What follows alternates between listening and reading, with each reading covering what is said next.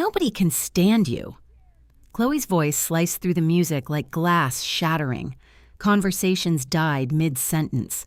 Every eye in that glittering Savannah ballroom turned toward me, the overdressed guests, the polished smiles, even my own son, who said nothing. For a moment I felt it. The humiliation, the loneliness, the quiet confirmation of everything she had been whispering about me for years. Then something inside me stilled. I didn't cry. I didn't defend myself. Instead, I walked slowly, calmly toward the stage, reached for the microphone and smiled, because what I was about to say was something she never saw coming.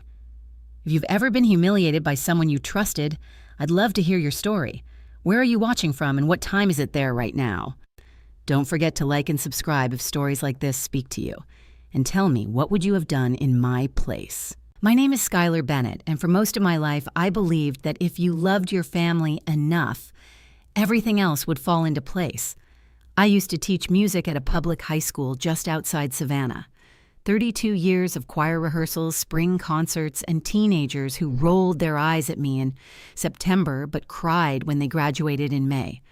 It wasn't a glamorous life, but it was a good one. Predictable, honest, full of small, quiet victories. My husband Thomas used to say I had a gift for making people feel seen. He was the steady one, an accountant with a calm voice and a way of solving problems without raising it. When he passed away 8 years ago, the world didn't just feel empty. It felt unfamiliar, like I had been dropped into someone else's life. Ryan was the only thing that still felt like home. Back then, we were close. Not in that overbearing, tangled way people sometimes criticize, but in a way built on mutual respect. After his father died, we leaned on each other. Sunday dinners became our ritual. I'd cook too much food and he'd complain about it while going back for seconds. We talked about everything: his job, his future, even his fears, though he'd pretend they were just stress.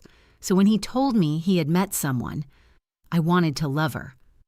The first time I met Chloe was at a little wine bar downtown. I remember how she stood up to greet me before I even reached the table. Her smile perfectly timed, her posture flawless. She was beautiful in that polished, magazine-ready way. Every detail of her, from her hair to her tone of voice, felt intentional. "Mrs. Bennett, I've heard so much about you," she said, reaching out both hands as if we were already close. I remember laughing softly. "Please call me Skylar." "Only if you call me Chloe," she replied. Her eyes bright. It was charming, disarming even, but there was something else too, something I couldn't quite name at the time. A feeling that I was being assessed. Throughout dinner, she asked questions, lots of them, about my career, my home, my routines. She complimented everything, but in a way that felt slightly too precise, like she was collecting details rather than simply enjoying conversation. When I mentioned I still lived in the house Thomas and I had bought decades ago, she tilted her head just slightly. "That must be a lot to maintain on your own," she said gently. "It keeps me busy," I replied with a smile. Ryan squeezed my shoulder. "Mom likes being independent." "Of course," Chloe said quickly, her smile returning. "That's admirable. Admirable." It should have felt like a compliment, but something about the way she said it made it sound like a temporary condition. Like independence was something she expected to fade. Still, I pushed the feeling aside. People have different ways of expressing themselves, I told myself. Not everyone is as straightforward as I am. And Ryan looked happy. That mattered more than anything. The early months after their engagement were filled with excitement. Wedding plans, venue tours, menu tastings. Chloe was in her element. Organized, decisive, effortlessly in control. I watched her coordinate vendors and schedules with the kind of precision I used to admire in my best students. At first, she included me. She would send me photos of dress options, ask for my opinion on flowers, even call me late in the evening just to run things by me. It felt like she was really trying to build a relationship. But slowly, almost imperceptibly, that began to change. It started with small things. Skylar. "I think for the rehearsal dinner, we should keep things a bit more elevated," she said one afternoon, glancing at the restaurant I had suggested. "It's lovely, but maybe not quite the atmosphere we're going for." I nodded. "Of course. It's your day." Then it became comments about how I dressed. "Oh, that's such a sweet cardigan," she said once, her smile polite. Very cozy, cozy. Another word that sounded kind on the surface, but carried something else underneath. At family gatherings, she began to gently correct me. "If you introduce Ryan like that, people might misunderstand his role at the bank," she whispered once, laughing lightly as if it were a joke. "I was just being proud," I said. "I know," she replied, patting my arm, "but image matters. Image." That word came up a lot with Chloe. Image of the family, image of success, image of stability. And somewhere in all of that, I began to feel like I didn't quite fit. I told myself it was generational, that younger people cared more about presentation, that I was simply from a different time. Ryan seemed to agree with her more often than not. "Mom, she just wants things to be smooth," he said once when I mentioned feeling a little out of place. "It's not personal, not personal." I held on to that phrase for longer than I should have, because if it wasn't personal, then it didn't hurt right. The wedding itself was beautiful, truly. A garden ceremony with soft white roses and string lights that made everything glow like something out of a magazine. Chloe looked radiant, Ryan looked proud, and I stood there, smiling, telling myself this was exactly what I had hoped for. A happy son, a growing family, a future that felt secure. I remember giving a small speech that night, nothing dramatic, just a few words about love, about patience, about choosing each other every day. People clapped, Chloe hugged me, Ryan kissed my cheek. For a moment, everything felt right, but looking back now, I realized that was the last time I felt fully included. After the wedding, things shifted more quickly. Holidays were no longer discussed. They were announced. "Thanksgiving will be at our place this year," Chloe said over the phone. "We've already invited a few people." "Oh," I replied, surprised. "I usually host, but we just think it's time to start our own traditions," she said smoothly. Our traditions. I understood that, of course. It's natural for new families to create their own rhythms, but I hadn't expected to be replaced so completely. Christmas became a scheduled visit, 2 hours, then 3 if it was convenient. Visits with my granddaughter, Emma, had to be arranged days in advance. She has a routine, Chloe would say. We're trying to keep things consistent. Another reasonable word that somehow made me feel unreasonable. At first I adapted. I told myself this was what stepping back looked like, that this was part of aging, gracefully giving space, not demanding attention. But space slowly turned into distance, and distance into silence. Then came the party. The one I stood in that night under those bright lights with strangers watching me, as if I were the problem. What no one in that room knew, what Chloe certainly didn't expect, was that I had not walked into that evening blindly. I had seen the changes. I had felt the shifts. And for the first time in my life, I had decided not to ignore them. If you had asked me even a year before that night whether my own family could make me feel like an outsider, I would have said no without hesitation. But the truth is, it didn't happen all at once. It happened quietly. Gradually. So subtly that by the time I realized what was happening, I had already adjusted to it. That's how Chloe did things. She didn't push you out. She made you step back. Until one day you realized there was nowhere left to stand. The first time I noticed a real change was with Emma. She used to run into my arms the moment she saw me laughing, talking all at once, eager to show me her drawings or tell me about school. She had Thomas's eyes, warm and curious, and when she smiled, it felt like something in my chest settled into place.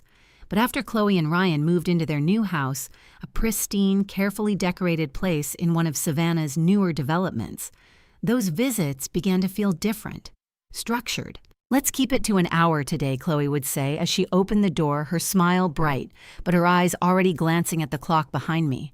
"Emma has piano practice later." Of course she did. Emma suddenly had a lot of things.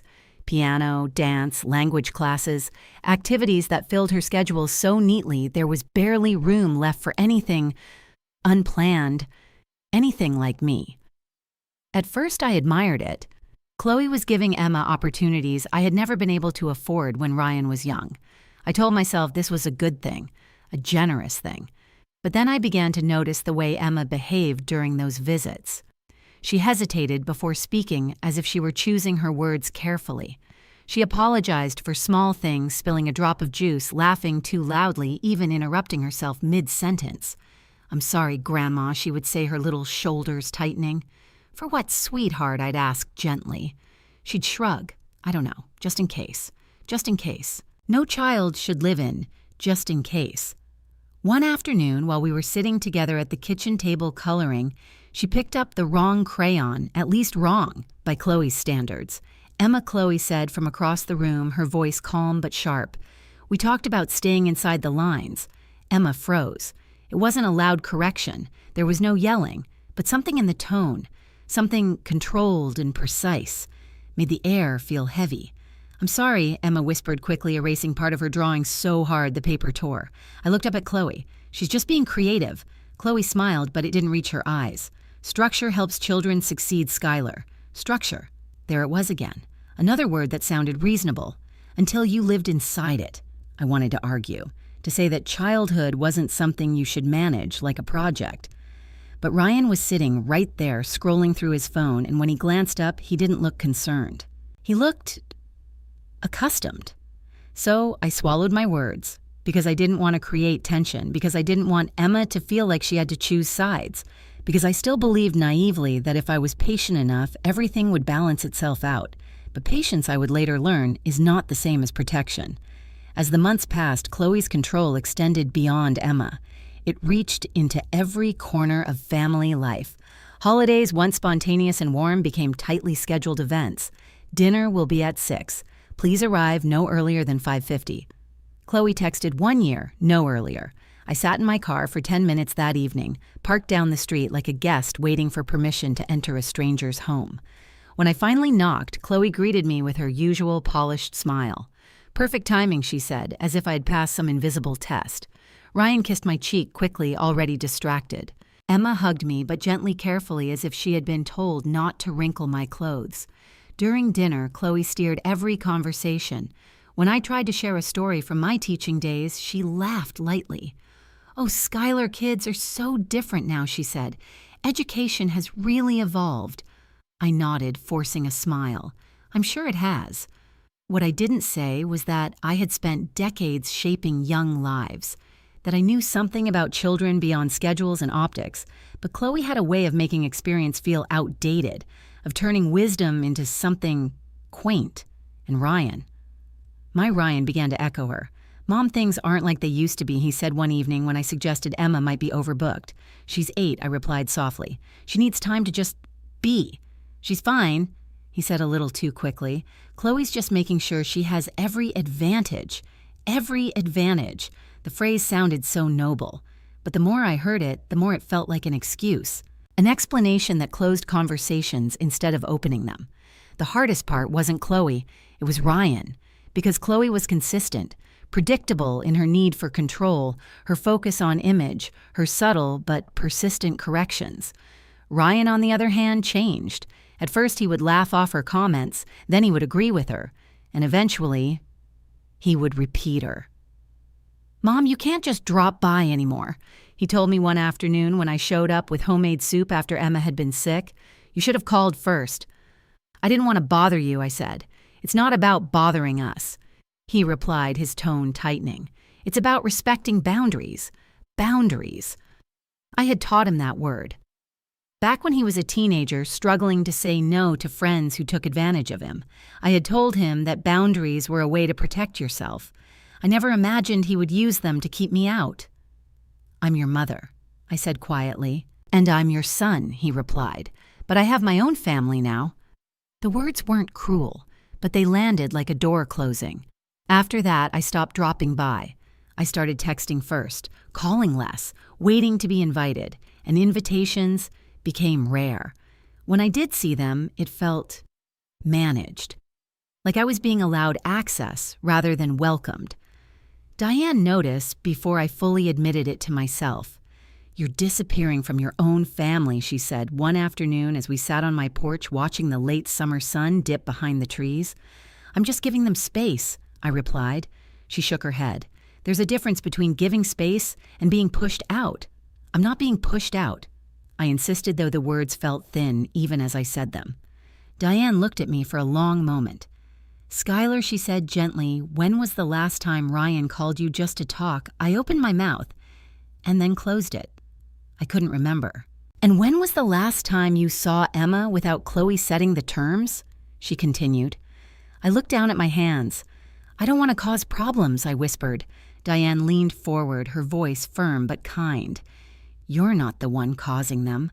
That was the first time I allowed myself to consider the possibility that what I was experiencing wasn't just distance, it was design. A slow, careful reshaping of the family, with me at the edges. And the most frightening part, no one else seemed to see it. Or if they did, they didn't say anything. So I did what I had always done. I stayed quiet. I adjusted. I told myself it would pass. But silence has a way of growing, of making space for things that should never have been allowed in the first place. And by the time I realized how much had already changed, Chloe had done more than distance me. She had begun to rewrite who I was. There are moments in life that don't feel dramatic when they happen.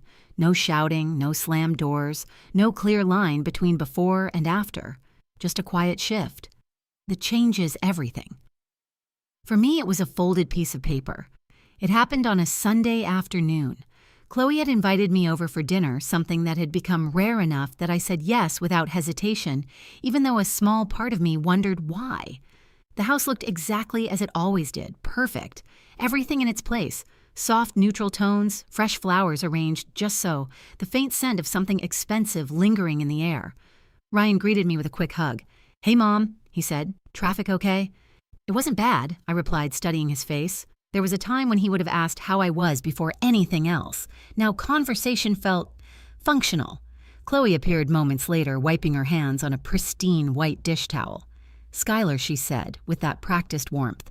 I'm so glad you could make it, I smiled. Thank you for inviting me. Dinner was polite, that's the best word for it.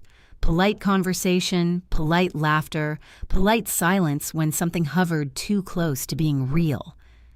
Emma sat between us, her small hands folded neatly in her lap when she wasn't eating. She glanced at Chloe often as if checking for approval before speaking. How was school? I asked her gently. Good, she said. What did you learn? She hesitated. Chloe answered instead. They're working on advanced reading groups. Emma's already ahead. That's wonderful, I said, smiling at Emma. Emma smiled back, but it was brief. Careful. At one point, she dropped her fork. The sound was small, barely noticeable. But she froze. I'm sorry, she said immediately, her voice tight.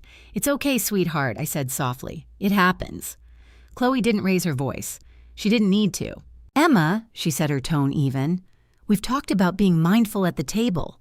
Emma nodded quickly, her cheeks flushing. Yes, Mommy, I'm sorry. Ryan kept eating. That was the moment I felt something twist inside me. Not because Chloe corrected her, but because of how Emma responded. Not like a child who had made a small mistake, like someone who had broken a rule. After dinner, Chloe suggested Emma show me her room. Just for a few minutes, she added. She has an early morning tomorrow. Of course she did. Emma took my hand and led me upstairs. The moment we stepped into her room and closed the door, something changed. Her shoulders dropped. Her breathing eased. She looked like a child again. Grandma, look, she said, pulling out a drawing from her desk. It was a picture of the three of us, Emma, Ryan, and Chloe, standing in front of their house. And then off to the side, there was me. Smaller, separate, but still there. It's beautiful, I said, kneeling beside her. She beamed. I made you a special one, too. She reached into her backpack and pulled out another piece of paper, but instead of handing it to me right away, she hesitated. Her eyes flicked toward the door. Is Mommy coming? She whispered. I don't think so, I said gently. She nodded, then quickly folded the paper in half and pressed it into my hand. Don't open it here, she said. My heart skipped. Okay, I replied, keeping my voice calm. I'll look at it later. She nodded again, relief softening her face. We spent a few more minutes looking at her books, her toys, everything arranged so neatly it felt more like a display than a child's space. Then Chloe called up from downstairs. Emma, it's time to wind down. Emma squeezed my hand once before letting go. Bye, Grandma, she said, her voice returning to that careful tone. Good night, sweetheart, I left shortly after. Chloe walked me to the door. Thanks again for coming, she said. It means a lot to Emma to have consistency. Consistency. I nodded. Of course. Ryan gave me a quick hug. "Drive safe, Mom," and just like that, I was back in my car, alone. I sat there for a moment, the folded paper still in my hand. Something about the way Emma had given it to me, the urgency, the secrecy, made my chest tighten. I turned on the small overhead light and unfolded it carefully. The handwriting was uneven letters, slightly too big, some words misspelled, but I understood every single one. "Grandma, please don't be sad. Mommy says you make people tired. I don't think so. I love you." I stared at the words until they blurred. Not because I didn't understand them, but because I understood them too well. Mommy says you make people tired. That wasn't something Emma had come up with on her own. That was something she had heard, repeated, internalized, and somehow accepted as truth. My hands began to shake. Not violently, not dramatically, just enough that I had to press the paper against my lap to steady it. I thought about every interaction I had with Chloe, every polite correction, every subtle comment, every time she had smiled while making me feel smaller, and I realized something that made my stomach turn. She hadn't just been speaking to other adults, she had been speaking to Emma about me, shaping how my granddaughter saw me, not as someone to love, but as someone to tolerate, someone who made people tired. A tear slipped down my cheek before I could stop it. I wiped it away quickly, even though there was no one there to see, because the pain wasn't just mine. It belonged to that little girl upstairs who had felt the need to warn me, to comfort me, to protect me from her own mother's words. That's when something shifted inside me.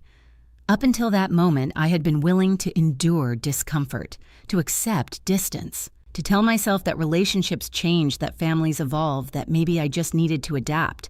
But this was different. This wasn't about me feeling left out. This was about a child being taught that love comes with conditions, that people can be quietly diminished until they believe they deserve it.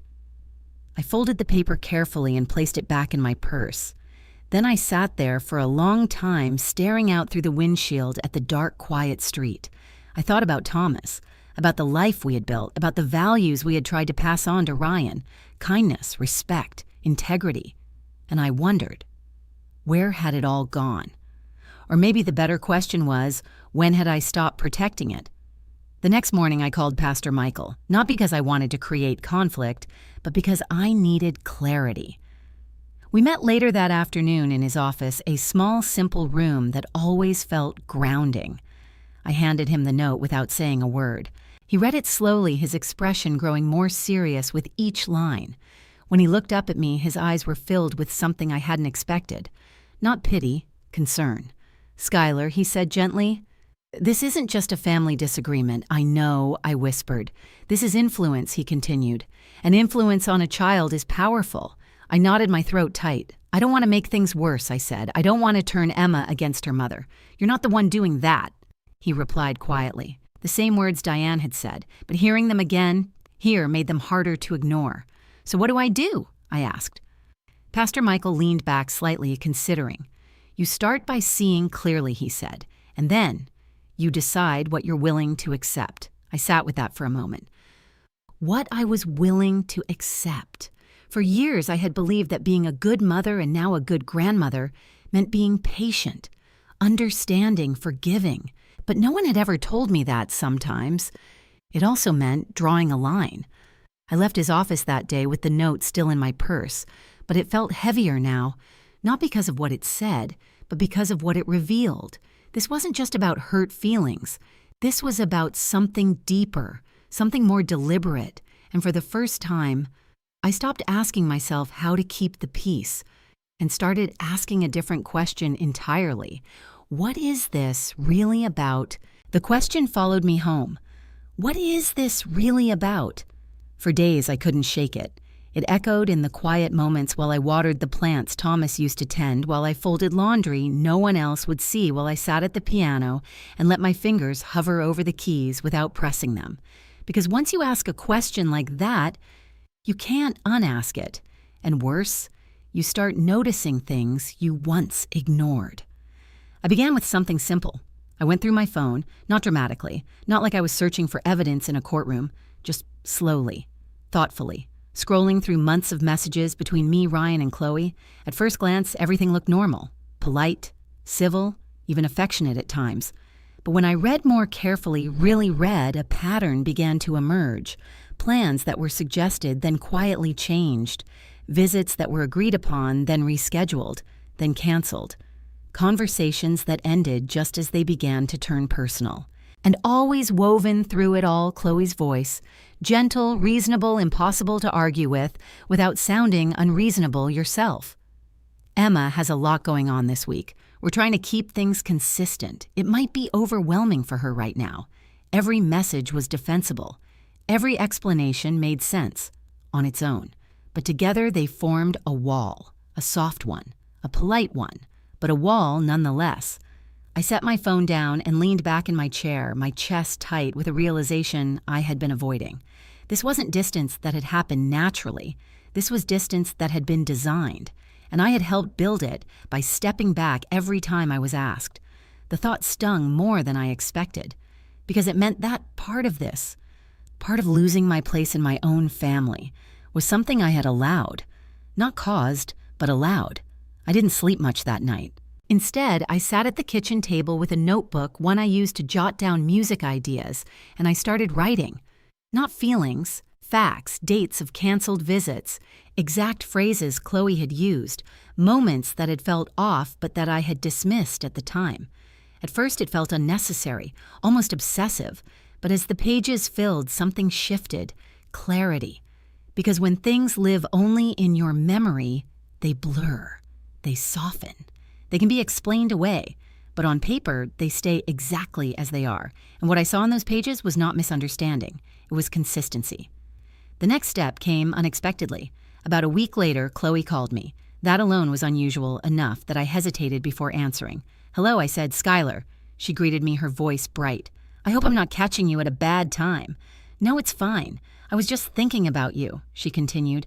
"We haven't seen you in a while." I almost laughed. "We haven't seen you." As if I had been the one creating the distance. "I'd love to come by sometime," I said carefully. There was a brief pause. Of course, Chloe replied smoothly. "We just need to coordinate schedules. Emma's been so busy." Busy. Always busy. But then her tone shifted slightly.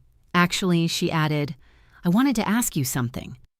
I straightened a little in my chair. "What is it?" "Well," she said lightly, "Ryan and I have been talking about the future. Planning ahead, making sure everything is organized." Organized. Another one of her words. "That's important," I said. "Yes," she agreed. "And we realized we don't actually know much about your situation, your home, your finances, your plans." There it was. Not hidden, not even particularly subtle. Just presented as reasonable concern. "I've been managing just fine," I replied, keeping my voice even. "I'm sure you have," Chloe said quickly. "But things can change, Skylar. And it's better to be proactive than reactive." Proactive. I could almost hear the checklist in her mind. We were thinking, she continued, maybe we could sit down together. Go over everything. Just so we're all on the same page. All on the same page. The phrase made my stomach tighten. Because I suddenly understood something I hadn't fully allowed myself to see before. This wasn't just about control over time, or access, or image. This was about positioning. Slowly, carefully, Chloe had been creating a narrative, one where I was aging, becoming less capable, more dependent, and therefore in need of guidance, of oversight, of someone to step in and help, someone like her. "I appreciate your concern," I said, choosing each word carefully, "but I'm not at a point where I need assistance with those things." There was another pause. Longer this time. "Well," Chloe said finally, her tone still pleasant but tighter. "Now it's not really about need.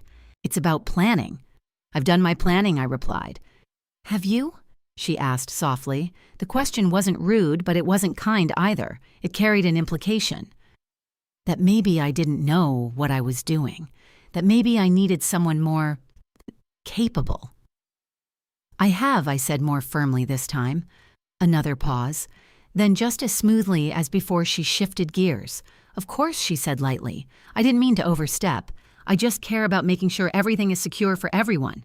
For everyone, not for me, for everyone." We ended the call a few minutes later, the conversation dissolving back into politeness as if nothing unusual had been said. but everything had changed.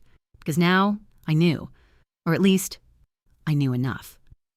That evening, I called David Coleman. He had been Thomas's attorney for years before becoming mine. A steady, thoughtful man who never rushed his words and never made assumptions. "Skylar," he said when he answered, "it's good to hear from you." "I need to review my estate plan," I said. There was a brief pause. "Of course," he replied. "Has something changed?" "Yes," I said quietly. "I think it has." We met the next morning. I brought my notebook with me. Not because I intended to show it to him, but because it reminded me to stay focused, to speak clearly, to not let emotion cloud what I was beginning to understand. David listened carefully as I explained the situation. He didn't interrupt, didn't rush me. And when I finished, he folded his hands on the desk and looked at me with a seriousness that made my chest tighten. "Skylar," he said, "what you're describing isn't uncommon." I frowned slightly. "It's not." "No," he said gently. "In situations where there are assets involved, property savings, anything of value, family dynamics can shift, that word again. But I trust my son," I said quickly, "and I'm not suggesting you shouldn't," David replied. "But trust and influence are two different things." I sat back in my chair, absorbing that. "Do you believe someone is trying to gain control over your estate?" he asked carefully. The question felt heavy, not because I didn't understand it, but because saying yes would make it real. "I think," I began slowly, "someone is trying to position themselves too." David nodded. "That's a crucial distinction," he said. "And it means you still have time to act. Time to act." The phrase settled over me like a quiet kind of power. "What should I do?" I asked. "We start by strengthening your existing plan," he said, "clarifying your intentions, ensuring there is no ambiguity. No ambiguity. No room for interpretation, no space for someone else to step in and rewrite what I had built." And he added, "We make sure that any future decisions about your care or your assets are made by people you trust on your terms." I thought about Ryan, about the boy he had been, about the man he was becoming. And for the first time, I allowed myself to question whether those two people were still the same. "I understand," I said quietly. When I left David's office, I felt different. Not lighter, not relieved, but steadier, because for the first time since all of this had begun, I wasn't just reacting. I was preparing, and somewhere deep beneath the hurt and confusion, a new feeling began to take shape. Not anger, not even fear, but something colder, clearer awareness, because whatever Chloe thought she was building, I was finally starting to see it. And once you see something clearly, you can't be controlled by it anymore. Once you start seeing clearly, you begin to notice not just what people say, but what they plant. It wasn't long after my meeting with David that I realized Chloe wasn't just trying to understand my situation. She was shaping how others understood me. The first hint came from someone I never expected. Mrs. Henderson, my neighbor of 15 years. She was the kind of woman who knew everything that happened on our street but never said anything unkind. The type who baked too many pies and always insisted you take one home whether you wanted it or not. We ran into each other one morning while I was checking my mailbox. "Skylar," she said warmly, "I've been meaning to call you." "That sounds serious," I replied with a small smile. She hesitated, just for a second, but I saw it. "Well," she said carefully, "I heard you might be making some changes." My fingers tightened slightly around the stack of mail in my hand. "What kind of changes?" I asked. "Oh, nothing bad," she rushed to say. "Just that you might be moving into one of those lovely communities, where everything is taken care of." My heart didn't drop. It didn't race. It did something else entirely. It went still. "I haven't made any plans like that," I said calmly. "Oh," she replied, clearly surprised. I must have misunderstood. "Where did you hear that?" I asked, keeping my tone light. She shifted, slightly uncomfortable now. "I spoke to Chloe at the market last week," she admitted. "She mentioned you were considering your options." "Considering your options?" I nodded slowly. "Well," I said gently, "I appreciate you thinking of me, but I'm quite comfortable where I am." "Of course you are," Mrs. Henderson said quickly. "You've always been so independent." Independent. The same word Chloe had used months ago. But now, I understood the difference. Before it had sounded like a compliment, now it sounded like a condition, something that could be revoked. We exchanged a few more pleasantries before parting ways, but I barely registered them, because my mind was already working, already connecting pieces. Chloe hadn't confronted me directly again about my finances, but she had started something else, a narrative, a quiet, polite, socially acceptable narrative, one where I was considering my options, where I might be better off in a managed environment, where independence was becoming questionable. And the most dangerous part? She wasn't saying anything that could be proven false. She was suggesting, implying, allowing others to fill in the gaps. That's how reputations change, not with one bold lie, but with a series of small, believable suggestions. I went back inside my house and sat at the kitchen table, the same notebook from before, still resting there. For a long moment, I just stared at it. Then I opened it and added a new section, conversations about my condition. Underneath, I wrote, Mrs. Henderson heard from Chloe that I'm considering assisted living. The words looked strange on the page, detached, almost clinical, but writing them down did something important. It made the pattern visible. And once again, the pattern was there. Later that week, it happened again. This time, it was Pastor Michael. We were speaking after Sunday service, discussing a small community program I had been helping with. You've always had such a gift with people, Skylar, he said. It's a blessing. I smiled. Thank you. He hesitated, then added gently, if you ever feel like things are becoming overwhelming, please know you don't have to handle everything alone. I looked at him carefully. I appreciate that, I said, but I'm doing all right. I'm glad to hear it, he replied. Chloe mentioned you might be going through a period of adjustment. There it was again. Not concern based on observation. Concern based on information. Information that had come from Chloe. I said, my voice calm but firm. He nodded slowly, reading something in my expression. I understand, he said quietly, and in that moment I saw it. The realization in his eyes, the shift. He wasn't questioning me anymore. He was questioning what he had been told. After he walked away, I stood there for a long time watching people gather in small groups, laughing, talking, living their lives without realizing how easily perception could be altered, how quickly someone's identity could be reshaped if the right person told the right story in the right way. That afternoon, I called Diane. She's talking about me, I said without preamble. Diane didn't sound surprised. I figured she replied, she's telling people I'm not stable, that I might need help. Diane let out a slow breath. That's how it starts. My grip tightened on the phone. Starts what control, she said simply. The word hung in the air between us. I don't understand how Ryan can't see it. I said, my voice quieter now, because she's not doing it in a way that looks like control. Diane replied, she's doing it in a way that looks like care. Care, of course. That was the brilliance of it. No one questions care. No one challenges concern, especially when it's wrapped in politeness and presented in public. I need to talk to him, I said. Do you? Diane asked gently. The question caught me off guard. What do you mean? She said, what are you expecting him to do if you talk to him right now? I opened my mouth and then paused. Because the truth was, I didn't know. Defend me, believe me. Stand up to Chloe. Those were things I wanted, but were they things he was capable of? At this point, he's still under her influence, Diane continued. If you confront him without proof, you risk making her narrative stronger. I closed my eyes briefly. She'll say I'm emotional, I murmured. Exactly. And that I'm overreacting. Yes. And he'll believe her. I finished. Diane didn't answer. She didn't need to. We both knew. Silence settled between us for a moment before she spoke again. So what are you going to do? I looked down at the notebook in front of me, at the growing list of observations, of patterns, of quiet manipulations, and for the first time, I didn't feel confused. I'm going to keep watching, I said. Diane's tone softened slightly. That doesn't sound like you. It's not. I admitted. You've always been direct. I know. Then why change now? I thought about that for a moment, about who I had been, a woman who believed in honesty, in addressing problems openly, in trusting that truth would be enough. That version of me assumed everyone was playing by the same rules, I said quietly. And now, Diane asked. Now I know they're not. The words didn't feel bitter. They felt real because Chloe wasn't attacking me openly.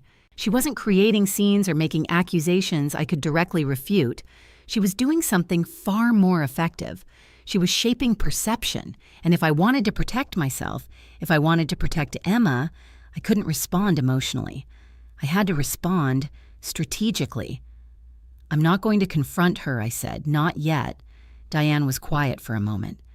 Then slowly she said, "Okay." There was no judgment in her voice, only understanding. "But Skylar," she added gently, "be careful. I will." Because the truth was, this was no longer about hurt feelings or family tension or misunderstandings that could be resolved with a conversation. This was something else, something deliberate, and whatever Chloe was building, it wasn't just meant to push me out. It was meant to replace me, not just in my family, but in how the world saw me. And that kind of thing doesn't happen by accident. Once you accept that something is deliberate, you stop looking for comfort. You start looking for truth. And the truth I would soon learn had been waiting for me longer than I realized. It began with Diane. A few days after our last conversation, she called me early in the morning, earlier than usual. "Skylar." She said, her voice low but focused. "I need you to meet me for coffee." Something in her tone made me sit up straighter. "Is everything okay? I think so," she replied, "but I've come across something you should hear in person." That was enough. We met at a small cafe just off Abercorn Street, the kind of place we'd gone to for years. Quiet, familiar, safe. Diane was already there when I arrived, sitting by the window with her coffee untouched.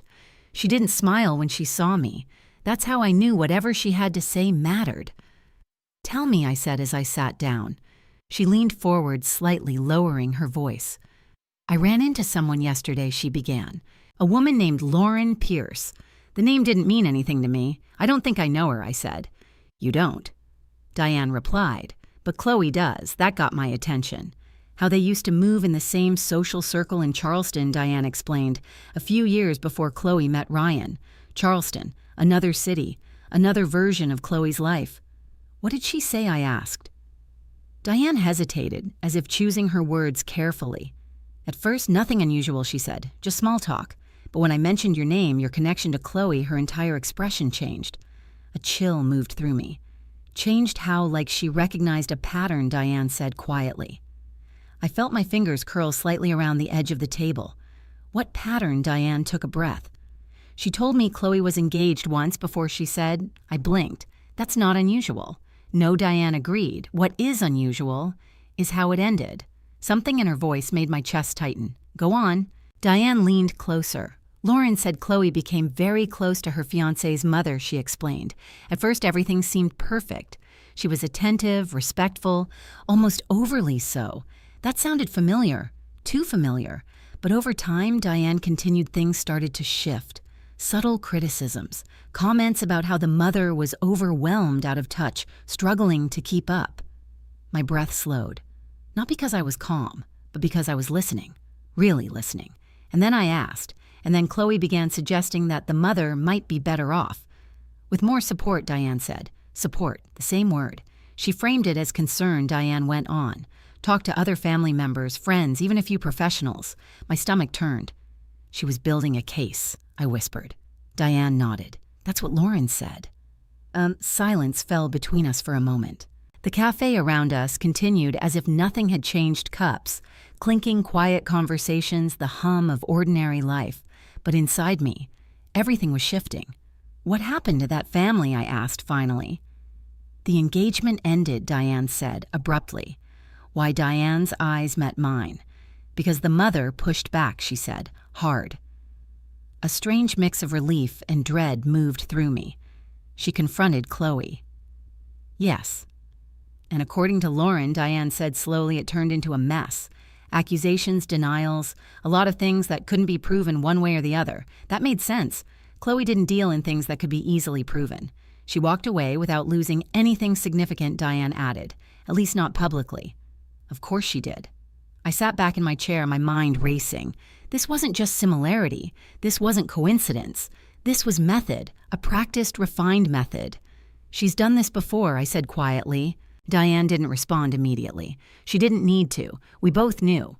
She targets the same dynamic I continued thinking out loud now, a family with something to protect, a mother who values harmony, a son who trusts her. And then she reshapes it, Diane said softly. I nodded piece by piece, without force, without confrontation, until the original structure barely exists. A cold clarity settled over me. Not panic, not even anger, something else, recognition. How sure is Lauren, I asked. She seemed certain, Diane replied, but she also said something important. What that Chloe never crosses a line she can't step back from. I frowned slightly. What does that mean? It means she stays just within the boundaries of what can be defended, Diane explained. Everything she does can be explained as concern, as misunderstanding, as someone else being too sensitive, too sensitive. The words felt familiar, because I had used them myself. To dismiss my own instincts, to justify her behavior, to keep the peace. She counts on people not wanting to create conflict, Diane added. I let out a slow breath. Yes, I said, she does. For a moment, neither of us spoke. Then Diane reached across the table and placed her hand over mine. Skylar, she said gently, you need to be very careful. I know. This isn't just about being right, she continued. It's about protecting yourself. And Emma, I added quietly. Diane's expression softened. Yes, she said, and Emma, because that was the part that mattered most. Not the house, not the money, not even my place in the family. Emma. The little girl who whispered apologies, who checked the door before handing me a note, who was already learning that love could come with conditions. She's growing up in this, I said, my voice barely above a whisper. Diane squeezed my hand. Then you already know what you have to do. I nodded slowly. Yes, I did. But knowing something and doing something are not the same. Because action changes things, it forces outcomes. And once you step into that space, there's no going back. I'm not ready to confront her, I said. Diane studied me. Then what are you ready for? I thought about that, about everything I had seen, everything I had learned, everything I was beginning to understand. I'm ready to stop being passive, I said finally. Diane's lips curved slightly. That's a start. I looked out the window watching people pass by, strangers moving through their own lives, unaware of the quiet wars that could unfold inside something as simple as a family. She thinks I don't see her, I said. Diane followed my gaze. Do you want her to know that you do not yet? Because the truth was, seeing someone clearly gives you power, but revealing that you see them, that gives them a chance to adapt, to adjust, to become harder to read. No, I continued. Right now, I need her to believe exactly what she already believes. And what's that? Diane asked. I turned back to her, my expression calm. That I'm still the same person I've always been. The one who avoids conflict. The one who trusts too easily. The one who can be quietly moved. Diane held my gaze for a moment. Then slowly she nodded. All right, she said. But there was something else in her expression now. Something new. Respect. Because for the first time since this had begun, I wasn't just reacting. I was thinking ahead. And somewhere beneath all the hurt and confusion, a different kind of strength was beginning to take shape. Not loud, not obvious, but steady. Because Chloe wasn't the only one who could learn from patterns. And now that I understood hers, I could start to build my own. Once you understand someone's pattern, the next step isn't confrontation. It's timing. Because truth revealed too early can be dismissed, but truth revealed at the right moment can't be ignored. I didn't tell Chloe that I knew. I didn't confront Ryan. I didn't even change my behavior in any obvious way. On the surface, I remained exactly who they believed me to be. Quiet, accommodating, grateful for whatever space I was given. But underneath, I was watching, listening, preparing. The opportunity came sooner than I expected. It arrived in the form of a cream-colored envelope embossed with gold lettering. Chloe had always been particular about presentation. I shouldn't have been surprised. Still, when I opened it and read the contents, something inside me went very still. A celebration of achievement and family honoring Ryan Bennett's promotion, and Emma's 8th birthday, hosted by Chloe Bennett. No mention of me, not as a co-host, not as a contributor, not even as family, just absent. I read the invitation twice, Then a third time, looking for some small acknowledgement I might have missed. There was none. But what did catch my attention was the guest list printed discreetly on the insert. Names I recognized. Ryan's senior colleagues from the bank, members of our church, several women from Chloe's event planning network, community figures, people who mattered, people whose opinions shaped reputations. This wasn't just a party. It was a stage, and Chloe was directing it. Later that afternoon, I received a call from Ryan. "Hey, Mom," he said, his tone slightly rushed. "Did you get the invitation I did?" I replied evenly. "Great," he said. "Chloe's put a lot of work into this. I can see that." There was a brief pause. "You're coming, right?" he asked. The question lingered between us. Not "we'd love for you to be there." Not "it wouldn't be the same without you." Just, "You're coming, right?" as if attendance were expected but not necessarily desired. "I'll be there," I said. "Good," he replied, relief flickering in his voice. "It's important. Important." Another carefully chosen word for who I almost asked, but I didn't. Instead, I said I understand. We ended the call shortly after. I sat in my living room for a long time, the invitation resting on the table in front of me, a celebration of family, hosted by Chloe, with me, quietly erased. The irony wasn't lost on me. That evening, I called Diane. "She's doing it publicly now," I said. "I figured she would," Diane replied. "What kind of event is it?" "Not just a party," I said. "A performance." Diane didn't need more explanation. "And you're going?" she asked. "Yes." There was a pause. "Are you sure that's wise?" she asked gently. I looked at the invitation again, at the carefully curated guest list, at the absence of my name. "She's built this moment," I said slowly. "She's invited the right people, set the right scene, and then I think she believes she controls the narrative." Diane's voice softened. "And do you?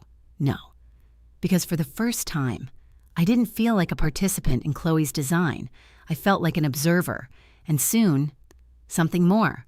"I'm not going to avoid this," I continued. "If anything, I need to be there." "To defend yourself?" Diane asked. I shook my head even though she couldn't see me. "No." Then why I leaned back in my chair, my eyes drifting to the piano across the room, to the place where I'd spent years teaching students that timing wasn't just important, it was everything. "Because she's about to show everyone exactly who she is," I said quietly. Diane didn't respond immediately. Then slowly she asked, "And what are you going to do when she does?" I thought about that, about the notebook, the patterns, the conversations, the carefully constructed image Chloe had been building. "I'm going to let her," I said. And then I closed my eyes for a moment. "And then I'm going to tell the truth." Diane exhaled softly. "That's a dangerous plan. Only if I do it wrong. And if you do it right, I open my eyes. Then it won't be my word against hers." Silence. Then quietly, Diane said, "You've changed." "Yes," I replied. "I think I have." Because the truth was, the version of me who would have avoided this situation entirely, who would have stayed home, made an excuse, protected her pride by retreating, no longer existed. That version of me had believed that peace was always the best outcome. But peace built on silence, on erasure, on allowing someone else to define you. That wasn't peace. It was surrender. And I was no longer willing to surrender. Over the next few days, I prepared, not in the way Chloe would have. There were no spreadsheets, no rehearsals, no staged conversations. Instead, I reviewed everything I had gathered, the messages, the notes, the patterns. I spoke again with David, ensuring that every legal detail was in place, clear, unquestionable, protected. I didn't tell him what I intended to do at the party, but I suspect he understood. "Clarity is your strongest position," he told me before I left. "As long as you stay within it, no one can twist it. No one can twist it." That mattered, because Chloe's strength had always been her ability to shape perception, to blur lines, to make people question what they saw. I couldn't fight that with emotion. I had to meet it with precision. The morning of the party arrived quietly. Sunlight filtered through my curtains, soft and steady. For a moment I lay in bed, staring at the ceiling, listening to the silence of the house. A familiar silence, but it felt different now. Not empty, not lonely, just calm. I got up slowly and walked to the closet. For a long time, I simply stood there looking at the rows of clothing. Nothing extravagant, nothing designed to impress. Just pieces that had carried me through different chapters of my life. My hand paused on a simple navy dress. Elegant, understated, timeless. Thomas had always liked that one. You look like yourself in that, he used to say. Not younger, not trendier. Just myself. I took it off the hanger, because that's who I needed to be that night. Not who Chloe expected, not who she had described, but who I actually was. When I arrived at the country club that evening, the parking lot was already full. Luxury cars, well-dressed guests, soft music drifting through the open doors. It was beautiful, impressive, exactly the kind of environment Chloe thrived in. I paused for a moment before stepping inside, not out of hesitation, but awareness, because I knew the moment I crossed that threshold, everything that had been building would begin to unfold, and there would be no turning back.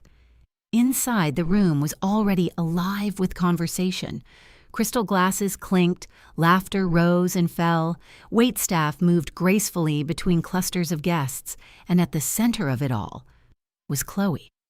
Radiant, confident, perfectly in control. She spotted me almost immediately. Her smile didn't falter. Of course it didn't. Skylar, she said, gliding toward me. You made it. I said I would, I replied. She leaned in, brushing my cheek lightly with hers. We're so glad you're here, she said. I glanced past her. Ryan stood across the room, speaking with two men in suits. For a brief second, our eyes met. Then he looked away. Something inside me registered that, not with pain, not anymore, with clarity. Let me introduce you to a few people, Chloe said, already guiding me forward. And just like that, the performance began. But this time, I wasn't just part of the audience. If you've ever walked into a room and felt like you didn't belong, you know it doesn't take words. It's in the pauses, the glances, the way conversations shift just slightly when you step closer. That night, I felt all of it. But for the first time, I didn't shrink. Chloe moved beside me like a practiced host, her hand lightly guiding my elbow as she led me from one group to another. Everyone, this is Skylar Ryan's mother, she said, her smile flawless. Ryan's mother, not family, not part of this celebration, just a relation, a detail. Oh, how lovely to meet you. A woman in a silver dress said, her tone polite but distracted. Yes, of course, a man added, already turning back to Ryan, who had joined us with a tight professional smile. Mom, he said, giving me a brief nod.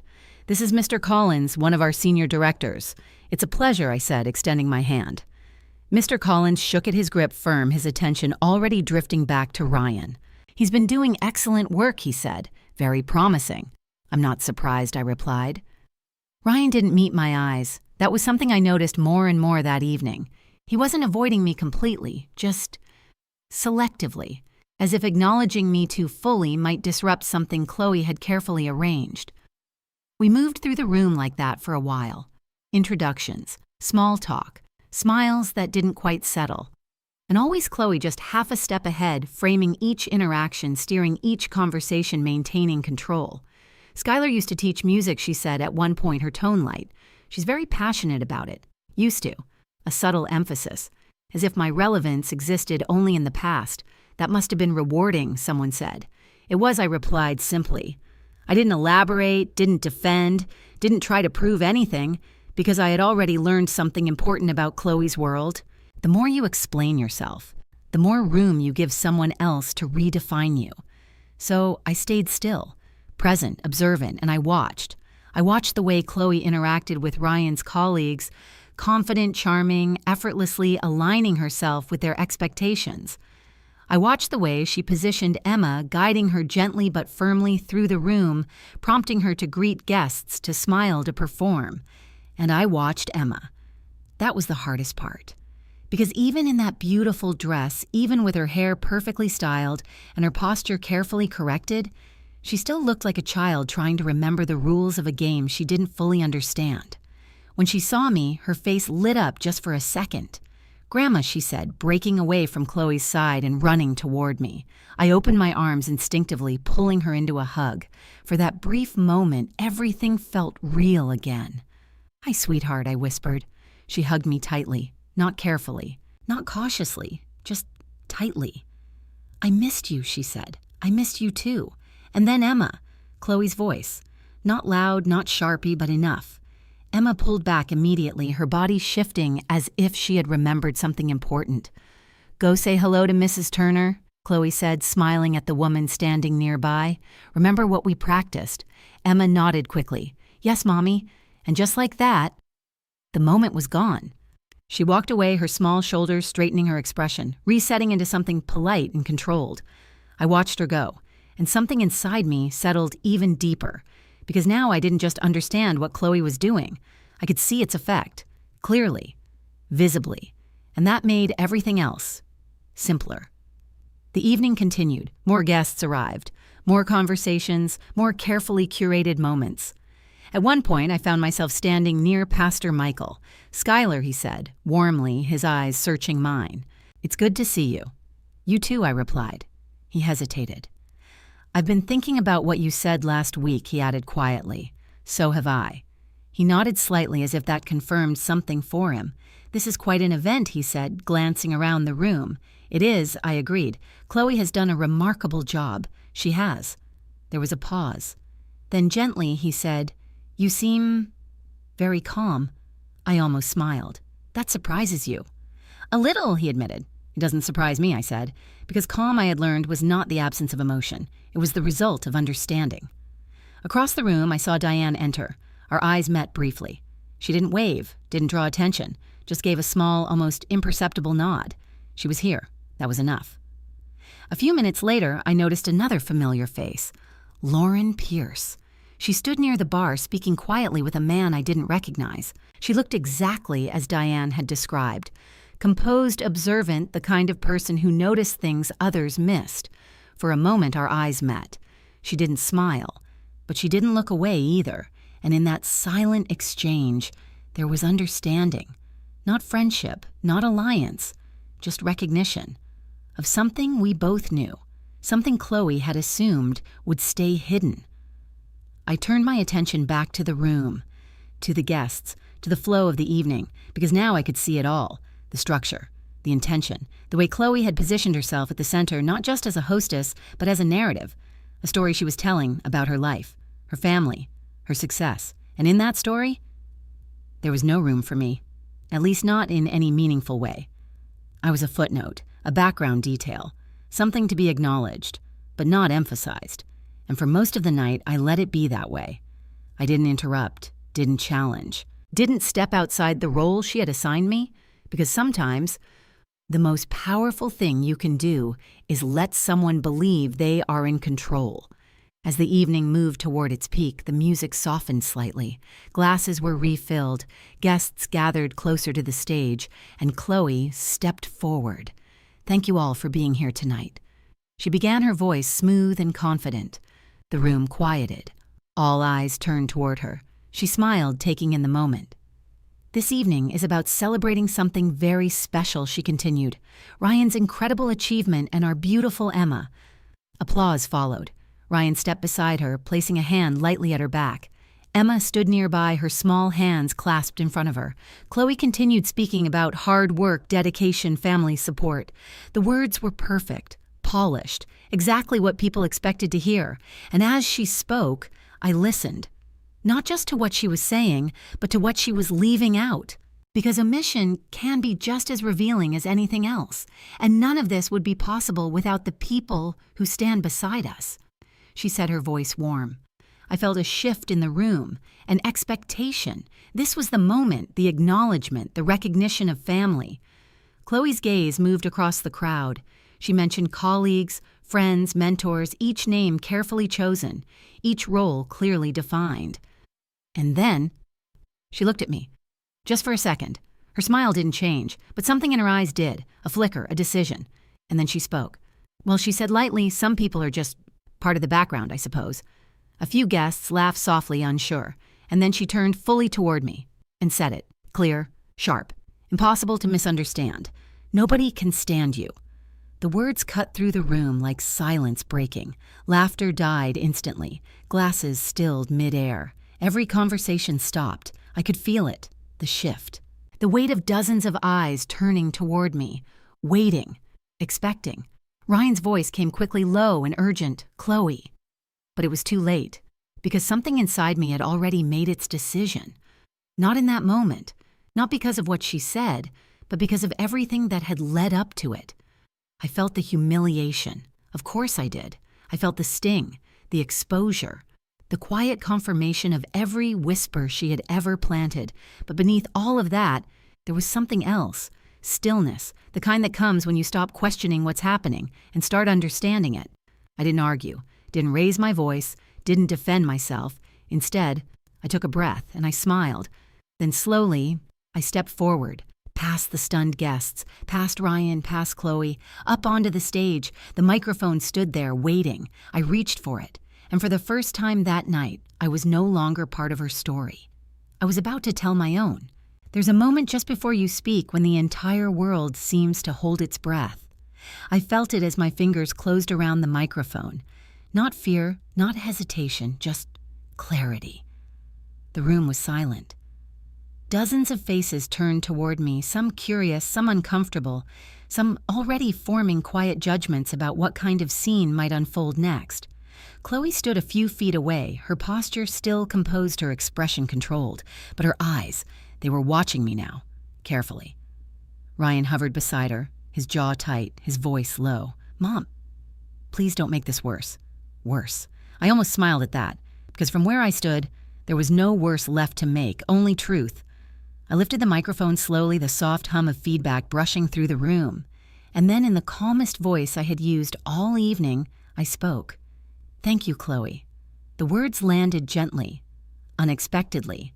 A ripple of confusion moved through the crowd. Chloe blinked just once. I continued.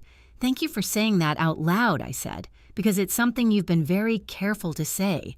Everywhere else." Silence deepened. You could feel it now, not just attention, but tension. The kind that settles into a room when people realize they are no longer watching a celebration. They are witnessing something real. I didn't raise my voice, didn't change my tone, because I didn't need to. I think I went on, "It's important that when something has been happening quietly for a long time, it finally gets the chance to be seen clearly." I paused, letting the words settle. Across the room, I saw Pastor Michael shift slightly. Diane stood still, her expression unreadable. Lauren watched with the same quiet focus she had held all evening. And Chloe was still smiling, but it had changed, just slightly, because now she didn't know exactly where this was going, and that was something she wasn't used to. I've spent the past few years, I continued trying to understand my place in my own family. A murmur moved through the room, soft, barely there, but present. I told myself it was normal, I said, that families grow, that things change, that I needed to step back and make space. I glanced briefly at Ryan. He looked down. I believed, I went on, that patience would lead to peace. Another pause. But what I didn't understand was that while I was stepping back, I let the sentence hang. Someone else was stepping in. This time the murmur was louder, not disruptive, but unmistakable, because now people were listening. Not just hearing, listening. I didn't notice it at first, I said, because it didn't look like control. I looked toward Chloe, meeting her eyes fully for the first time that night. It looked like concern, a flicker. There it was, small but real. So many thoughtful words, I continued. Structure, consistency, planning. I spoke them gently, almost kindly, but I could feel the shift in the room, because those words, so reasonable, so familiar, suddenly sounded different when placed side by side. When you hear them, once I said they sound helpful. A few guests nodded almost unconsciously, but when you hear them again and again and again, I let the repetition linger. They begin to shape something else. I turned slightly, addressing the room more broadly now. They begin to shape how people see you. A woman near the back shifted her weight. Mr. Collins frowned slightly. Not in disagreement, in thought. They begin to suggest, I continued, that you are less capable than you used to be. The words were quiet, but they carried. That you might be overwhelmed, that you might need help, that maybe you're not quite yourself anymore. I could feel it now. The room wasn't just listening, it was remembering. Because Chloe hadn't just spoken to me, she had spoken to them, each of them, in small conversations, carefully framed, easily dismissed, until now. I started hearing things I said, not directly, Not from Chloe, from others. I let my gaze move across the room, not accusing, not targeting, just acknowledging. A neighbor who thought I was considering moving out of my home. A slight shift from one side of the room. A conversation after church where concern was offered for a period of adjustment I hadn't experienced. Pastor Michael's expression tightened slightly, and always I said my voice steady, it came from the same place. I paused. Then I said it. Chloe. The name landed softly, but it landed. Chloe's smile remained, but it no longer reached her eyes. This wasn't loud, I continued. It wasn't dramatic. It was careful, consistent, strategic. The last word hung in the air. I saw it then. The moment when the room began to understand, not fully, not completely, but enough. Enough to question, enough to see. I didn't confront it at first, I said, because I wanted to believe it wasn't intentional. I looked at Chloe again, but eventually, I had to ask myself a different question. I let the silence stretch. What is this really about? No one moved. No one spoke. Because now, they were waiting. And Chloe was no longer in control of the story. I lowered the microphone slightly, just enough to soften the sound of my voice. Not as a retreat, as a shift. Because what came next wasn't just about what had been done. It was about why. And why changes everything. The silence in the room had weight now, not the polite silence of a formal event, but the kind that presses against your chest, asking you to understand what you're witnessing. I could feel it, and for the first time that night, I knew something with complete certainty. Chloe had lost control of the narrative. Not entirely, not yet, but enough. I lifted the microphone again, my hands steady. Because once I asked that question, I said softly, I stopped looking at what things sounded like. I let my gaze move across the room, and I started looking at what they were. A subtle shift rippled through the crowd. Curiosity had turned into attention, and attention into something deeper. I began to write things down, I continued. Not feelings, not assumptions, facts. The word landed cleanly. I wrote down when visits were canceled, and how often. A few people glanced at each other. I wrote down the phrases that were used. It might be overwhelming. We're trying to keep things consistent. It's better to plan ahead. Each phrase spoken calmly, each one familiar, but now placed together, connected. And then I said, my voice softening slightly, I started to notice what those words were doing. I paused.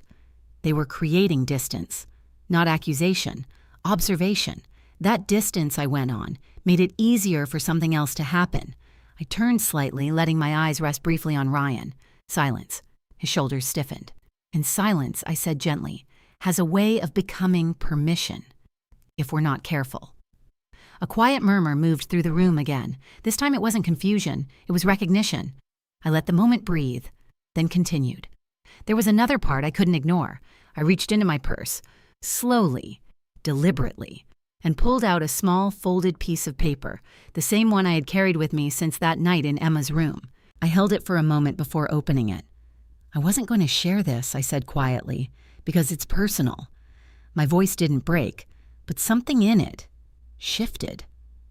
But sometimes, what's personal is also what's most important. I unfolded the note, carefully smoothing it between my fingers. This was given to me by my granddaughter, I said. The room seemed to lean in, not physically, but emotionally, listening. I read it exactly as it was written. Grandma, please don't be sad. Mommy says you make people tired. I don't think so. I love you. The words hung in the air, simple, innocent, devastating.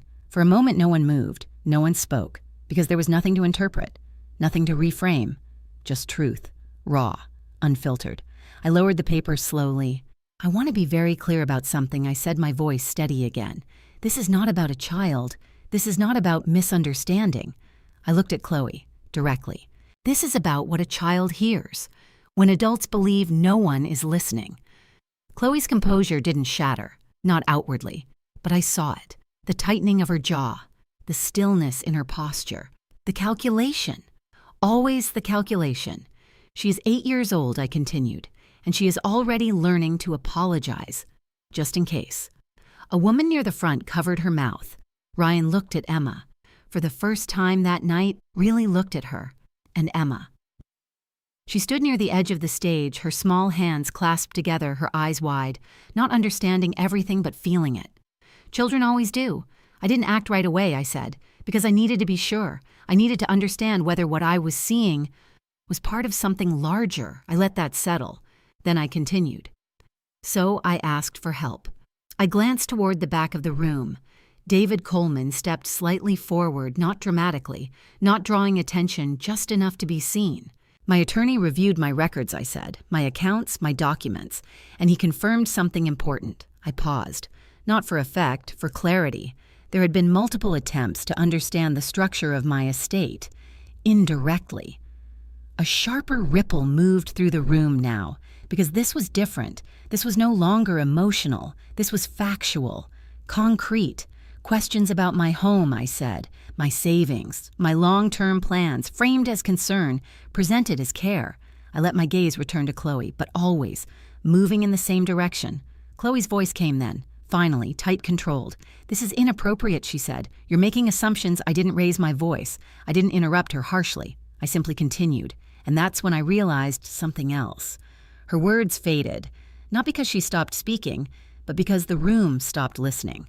Concern doesn't require secrecy, I said. Care doesn't require a narrative. And support doesn't begin with removing someone's voice. The words settled heavily. Chloe went still, because she understood now.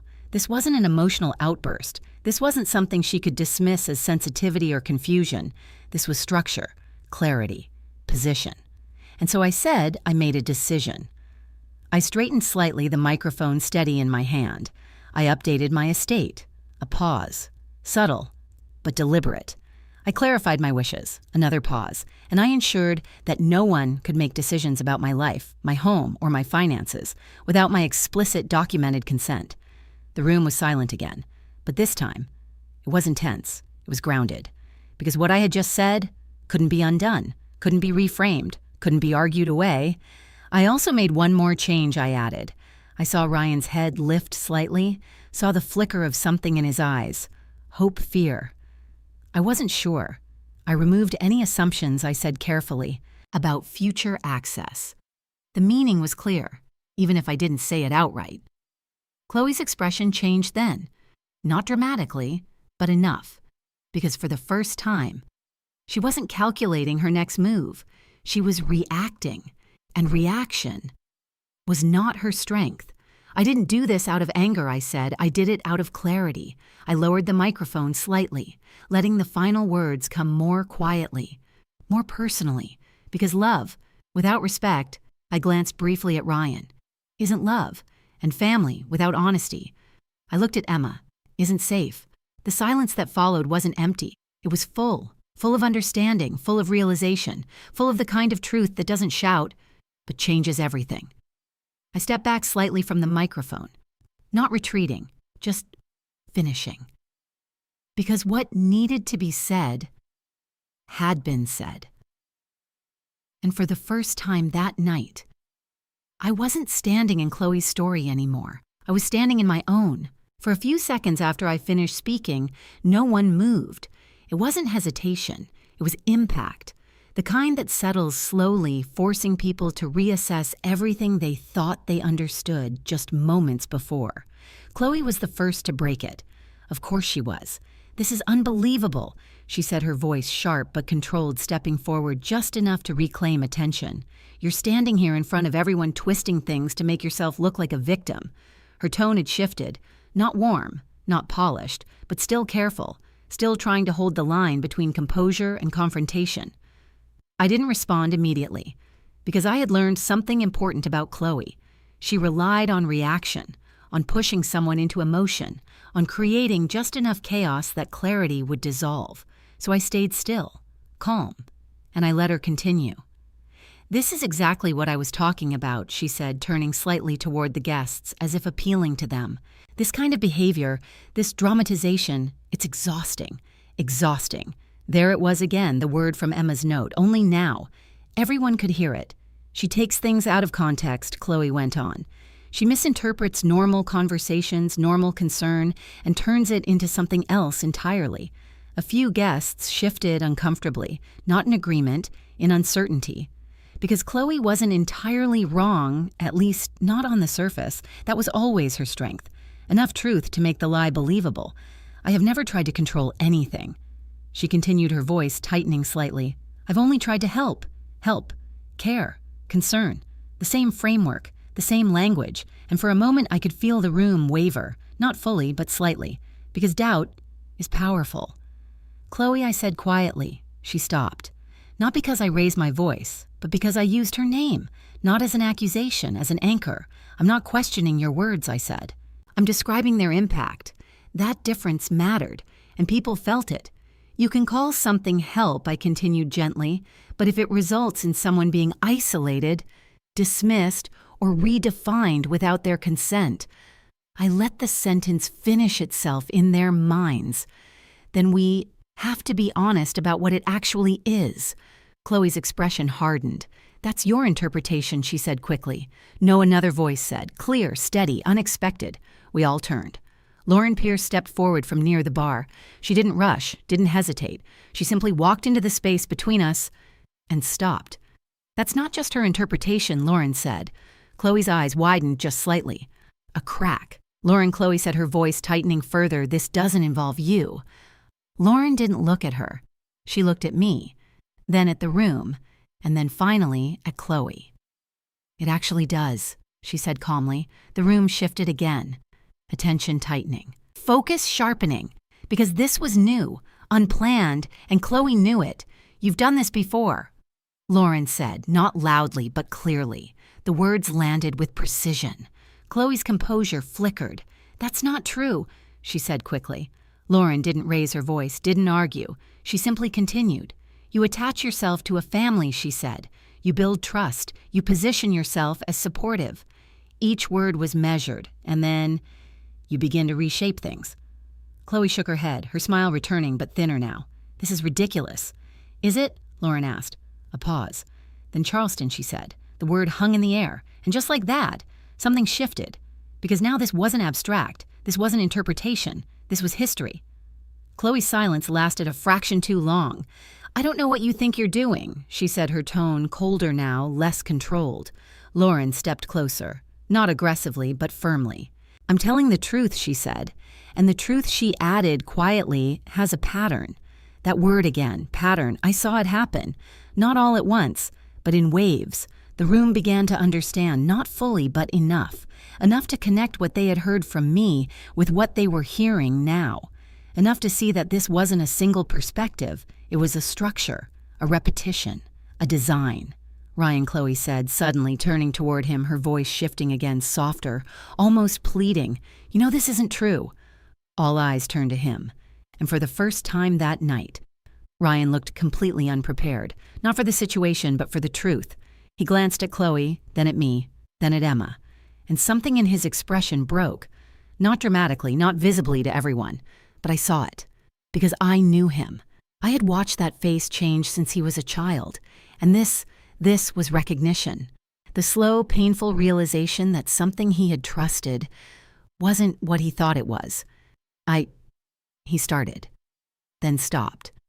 Because there was no easy answer, no quick defense, no simple way to reconcile everything he was seeing.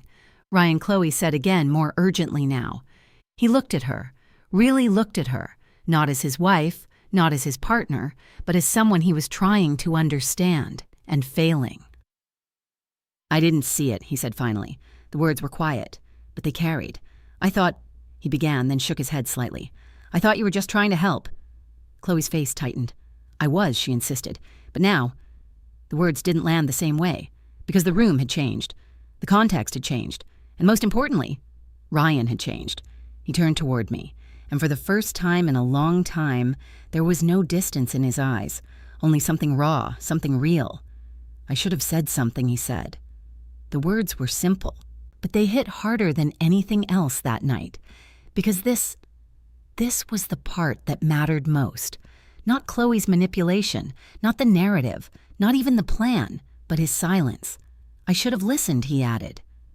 I didn't respond immediately, because forgiveness is not the same as understanding, and understanding doesn't erase what's already been done. Emma began to cry. Softly at first, then harder.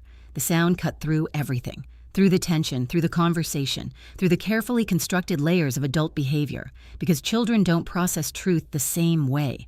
They feel it, directly, honestly, without filters.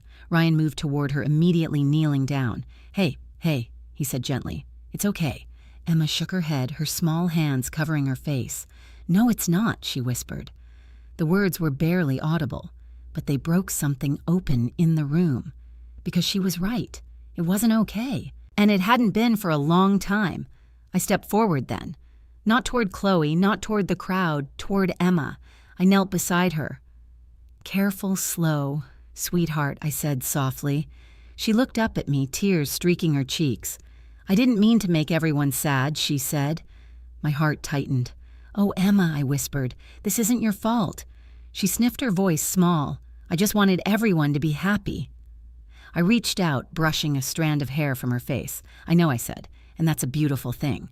I glanced briefly at Ryan, then back at her. But sometimes, telling the truth is what makes things better. Not immediately, not easily, but eventually. She nodded slightly, though I wasn't sure she fully understood. She didn't need to. Not yet. Because this moment wasn't about resolution. It was about revelation. And that had already happened. Chloe stood off to the side now. Still composed, still upright, but no longer in control, because the story she had built was no longer the only one being told.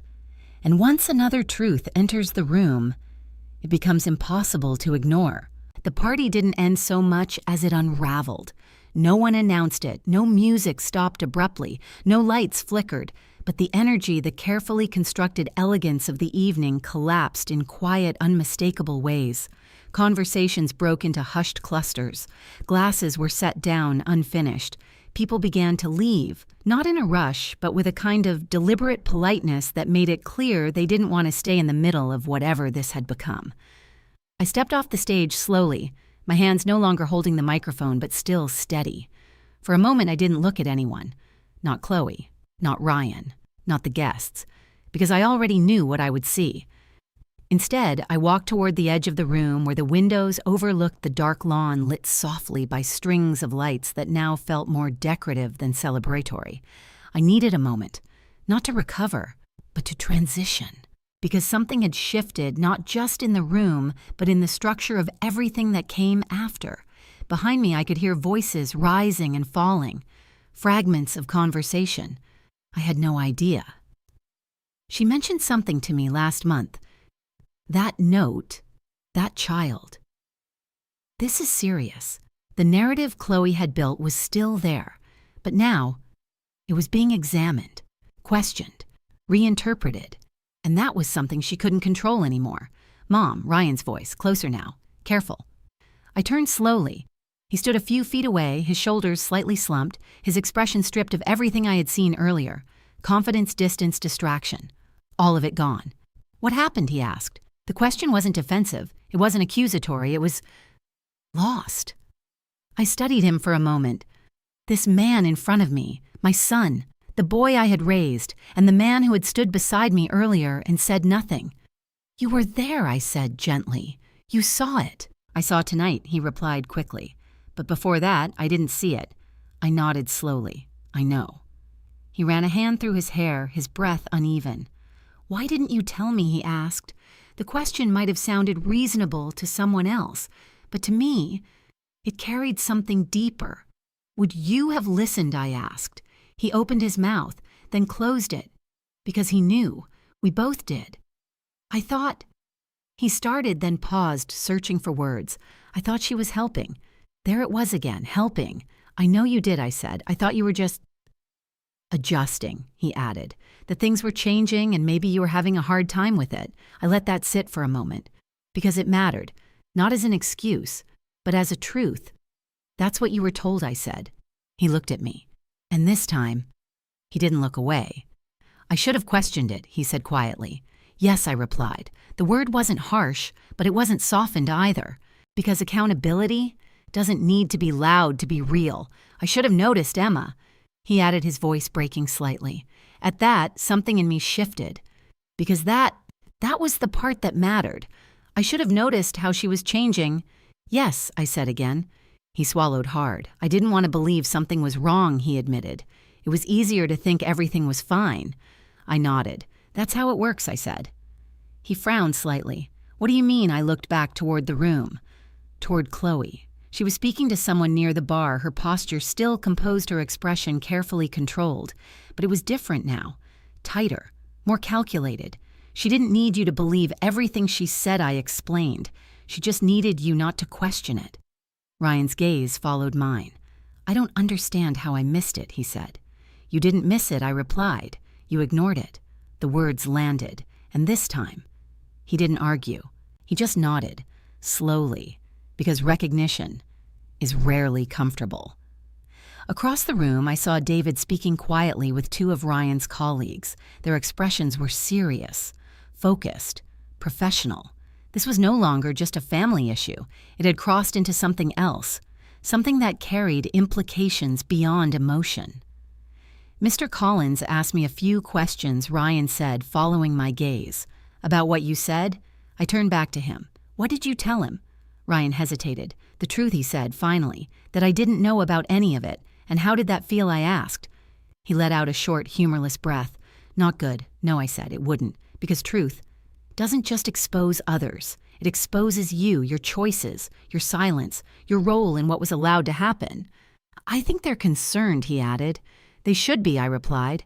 He looked at me surprised. You don't think this is too much? I met his gaze, do you? He hesitated, then shook his head, no, because somewhere beneath the discomfort, beneath the consequences, beneath the unraveling of everything he thought was stable, he understood. This wasn't about embarrassment. It wasn't about a scene. It was about something that had been happening quietly for a long time and had finally been brought into the light.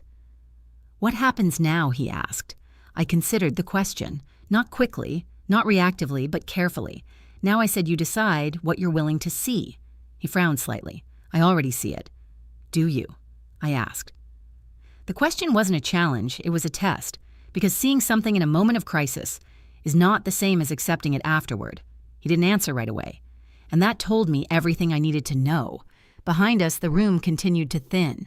Guests were leaving, quietly, respectfully, but decisively, because no matter how elegant the setting, no one wants to remain in the aftermath of truth. Diane approached, then her presence steady as always. Skylar, she said softly. I turned toward her. You okay? I nodded. I am. She glanced briefly at Ryan, then back at me. That was something she said. I almost smiled. Yes, I replied. It was. Ryan shifted, slightly uncomfortable. I didn't know he said to her. Diane held his gaze for a moment.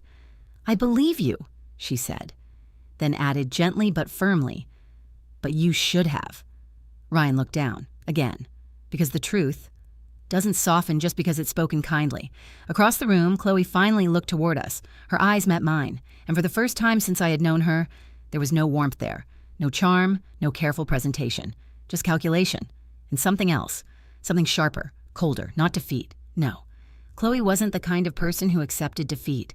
This was something else, adjustment, because people like Chloe don't stop when something fails, they adapt. And that was when I understood something important. This wasn't over, not completely, not yet, because while the truth had been revealed, the consequences were only just beginning. The days after the party were quieter than I expected. Not peaceful, not resolved, just quieter. Like the moment after a storm passes when everything is still standing, but nothing feels quite the same. I woke up the next morning to sunlight spilling across my bedroom floor the same as it had every other day for years. But I didn't feel the same. There was no heaviness in my chest, no lingering confusion, no second-guessing, just clarity. And clarity, I was learning, comes with its own kind of weight. My phone rang around mid-morning. Ryan, I let it ring once, twice, then I answered. Hi, I said. There was a pause on the other end. Hi, Mom. His voice sounded different, not polished, not controlled, just tired. Can I come by? He asked. The question wasn't framed carefully. There was no explanation, no justification, just a request. I considered it for a moment, not because I didn't want to see him, but because I needed to be sure I was ready to see him clearly. "Yes," I said finally. "You can." He arrived about 20 minutes later. No suit, no professional composure, just Ryan. He stepped inside and looked around the house like he hadn't seen it in years, which in a way, he hadn't. "You kept everything the same," he said. "I didn't need to change it," I replied. He nodded slowly, taking that in. We sat at the kitchen table, the same one where he had done his homework as a child, where we had eaten countless meals, where we had once talked about everything. Now there was a space between us, not physical, emotional, earned. "I don't know where to start," he said. "That's all right," I replied. "Start with what's true." He let out a slow breath. "I messed up. Simple. Direct. No excuses." I appreciated that. "Yes," I said. He flinched slightly, not because I was harsh, because I didn't soften it. I thought I was protecting my family. He continued. "I thought I was keeping things stable. And what were you actually doing?" I asked. He swallowed. "I was ignoring what didn't fit," he said. "Yes." The word came easily now because truth once accepted becomes easier to speak. I saw things he admitted, small things, comments, the way Emma reacted sometimes, and I told myself it wasn't a big deal. I nodded. "That's how it starts." He looked at me, his eyes searching. "Why didn't you fight harder?" he asked. The question surprised me, not because it was unfair, but because it revealed something important. "You wanted me to fight," I asked. "I wanted you to say something," he replied. "I did," I said gently. "When every time I stayed calm," I said, "every time I didn't argue, every time I stepped back instead of creating conflict." He frowned. "That doesn't feel like fighting." "No," I agreed, "it doesn't." Because it wasn't. It was me trying to preserve something. I continued. "The relationship, the family, you." His expression shifted. "But there's a point," I said, "where preserving something means losing yourself." He looked down at his hands. "I didn't see that, I know." Silence settled between us. Not uncomfortable, just honest. "What happens now?" he asked after a moment. The question again, but this time it felt different, more grounded, more real. "That depends on you," I said. He looked up. "On me, yes." I leaned forward slightly, my voice steady. "You have to decide what kind of man you want to be moving forward." He didn't speak, so I continued. "Not the man who avoids conflict," I said. "Not the man who believes what's easiest, but the man who sees clearly and acts accordingly." He absorbed that slowly. "And Chloe," he asked. There it was. The part he wasn't ready to say out loud. What about her? I didn't answer immediately. Because this wasn't my decision. Not anymore. "That's something you need to figure out," I said. He shook his head slightly. "She left," he said. I blinked. When last night he replied. After we got home, a strange stillness moved through me. Not surprise, not satisfaction, just confirmation. "What happened?" I asked. "We argued," he said, simply. "Not like before, not controlled, not polite." He let out a short breath. "I asked her directly about everything, about what you said, about the conversations, the patterns, and she denied some of it," he said, minimized the rest. That sounded familiar. But then he paused. "What, she blamed you?" he said. "Of course she did. What did she say?" I asked. "That you were manipulative," he replied, "that you were trying to turn me against her, that you couldn't accept change." I nodded slowly. "And what did you say?" He met my eyes. "I told her I wasn't asking about you," he said. "I was asking about her. That mattered. More than anything else he had said so far. And then I asked. She got angry," he said, "really angry." He looked down briefly. I've never seen her like that. I didn't respond. Because I had, not outwardly, not openly, but I had seen the edges of it, the control, the calculation, and what happens when control slips. She packed a bag, he continued, said she needed space. "Do you believe that?" I asked. He hesitated. "No." "Then what do you believe?" He took a deep breath. I think she realized I wasn't going to ignore it anymore. Yes, that was it. That was the shift. Not the argument, not the accusations, but the loss of passive acceptance. "Where is she now?" I asked. "With a friend," he said. I nodded. "And Emma?" "She's with me," he said quickly. "At home." I felt something soften in my chest at that. "Is she okay?" He shook his head slightly. "She's confused," he said, upset. He looked at me again. "I don't know how to fix this." The honesty in that statement mattered, because it meant he understood something essential. This wasn't something that could be fixed quickly or easily. "You don't fix it," I said. He frowned. "Then what do I do?" "You rebuild it," I replied. With what I held his gaze. "With truth," I said. "With consistency. With actions that match your words." He nodded slowly. "And with Emma?" he asked. "With patience," I said, "and safety." The word lingered because that's what had been missing.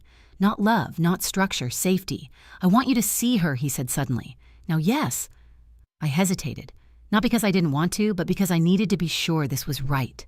"For her," he added quietly. That decided it.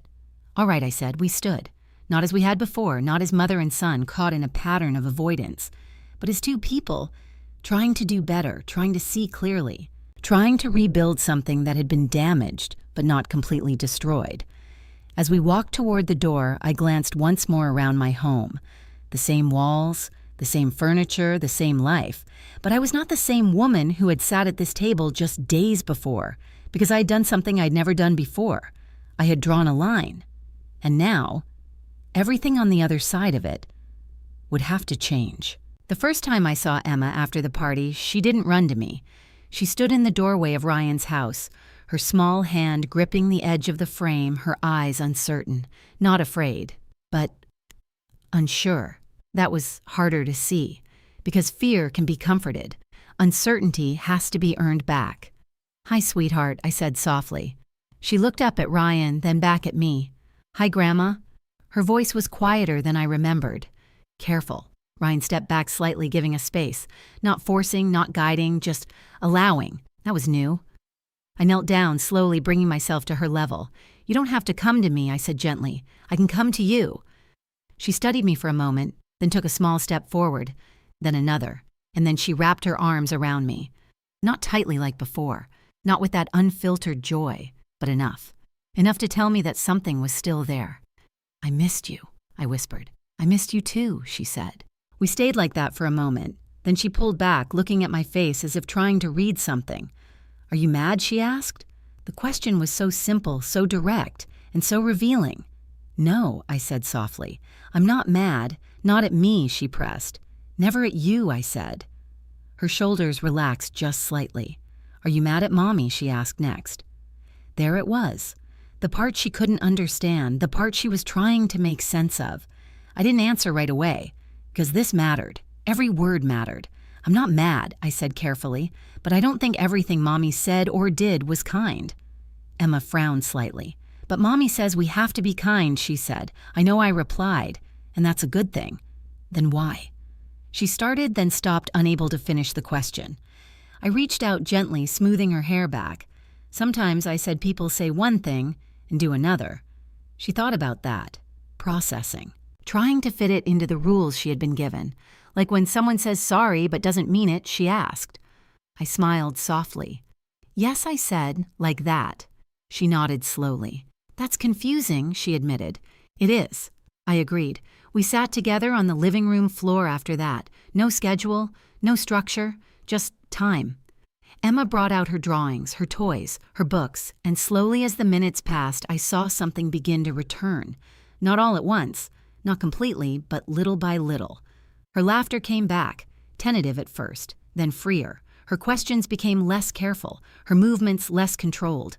Ryan watched from the kitchen, not hovering, not intervening, just observing, learning. That mattered more than anything he could have said. At one point, Emma looked up at me and smiled, a real smile, unfiltered, and in that moment, I felt something inside me settle. Not because everything was fixed, it wasn't, not even close, but because something important had been restored. Connection. Real connection. The kind that doesn't rely on permission, or approval, or careful positioning. Just presence. Later that afternoon, Ryan sat down across from me again. Emma was in the other room, drawing quietly. "She's different," he said. I nodded. "Yes." I didn't see it before he admitted. I know. He looked toward the hallway where Emma sat. "I don't want her to feel like that again," he said. "Then don't let her," I replied. He frowned slightly. "It's not that simple." "No," I said, "it's not, because it wasn't, but that didn't make it unclear." "You have to be consistent," I said. With what you allow," I replied. He absorbed that. and with what you don't. He leaned back slightly, exhaling. I'm going to talk to someone, he said. A therapist, for Emma, and for me. I nodded. That's a good start. And Chloe, he asked again. The question felt different now. Less urgent, more reflective. I don't know yet, he admitted. But I know I can't go back to how things were. No, I said, you can't. Because once you see something clearly, you can't pretend you didn't. That's the cost of truth. But it's also the gift.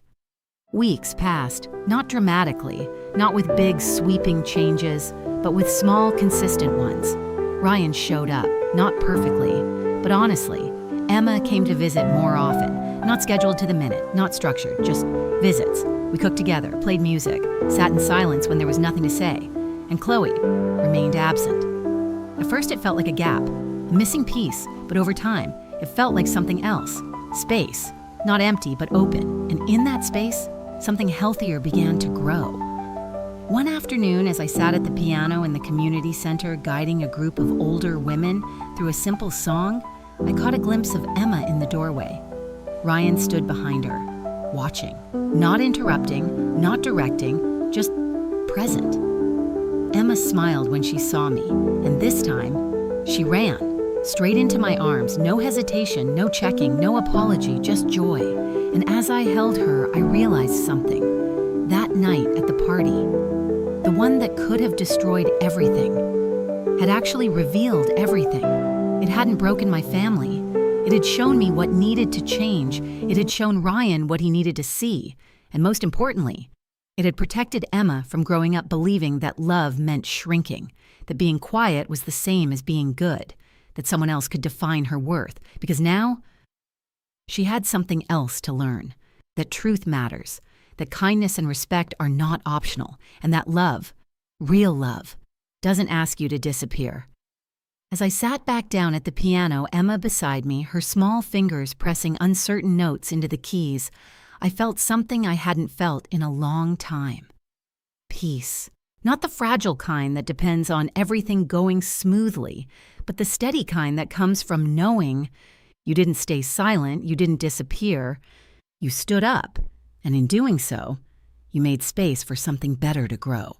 There's something we don't talk about enough, especially as women, especially as mothers, especially as we grow older. We are taught to keep the peace, to be patient, to understand, to forgive, and those things matter. They do. But what we're not always taught is where the line is. The line between patience and self-erasure, the line between understanding and allowing harm, the line between love and silence. Because silence over time becomes something else. It becomes permission for others to define you, to minimize you, to slowly rewrite your place in your own life. And the hardest truth? Sometimes the people we love are the ones who benefit from that silence, not because they're cruel, but because it's easier. Easier not to question, easier not to see, easier not to disrupt what feels comfortable. But comfort is not the same as truth. And truth, when it finally comes out, doesn't always feel gentle. Sometimes it feels like loss, like conflict, like everything is falling apart, but often it's the beginning of something being put back together the right way, with clarity, with boundaries, with respect, and most importantly, with dignity. If you've ever felt pushed aside, overlooked, or made to feel like you had to shrink to keep the peace, I want you to know this. You are not too much. You are not the problem, and you do not have to disappear to be loved. I'd really love to hear your thoughts. Have you ever experienced something like this in your own family? What would you have done in my place? Tell me where you're watching from and what time it is there right now. And if stories like this resonate with you, don't forget to like and subscribe. Because sometimes sharing these stories is how we remind each other we're not alone.